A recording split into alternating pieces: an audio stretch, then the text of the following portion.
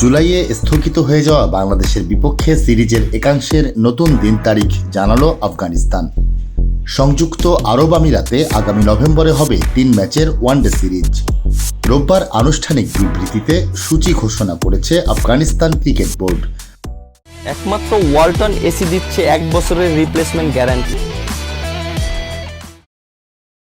আগামী 6 নভেম্বর শুরু হবে ওয়ানডে সিরিজ। পরের 2 ম্যাচ যথাক্রমে 9 ও 11 তারিখ। তবে ভেন্যু এখনও ঠিক করা হয়নি বলে জানিয়েছে তারা। এটি গত জুলাই অগাস্টে স্থগিত হওয়া বাংলাদেশের পূর্ণাঙ্গ সফরের অংশ।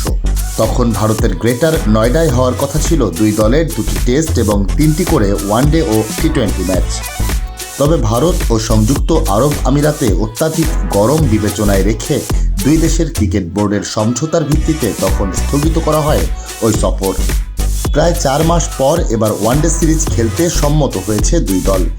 এর আগে পরেও ব্যস্ত সময় বাংলাদেশের।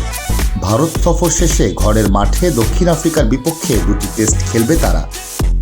এরপর আফগানিস্তান সিরিজ শেষ করে আবার 2 টেস্ট, 3 ওয়ানডে ও 3 টি20 খেলতে ক্যারিবিয়ানে যাবে বাংলাদেশ।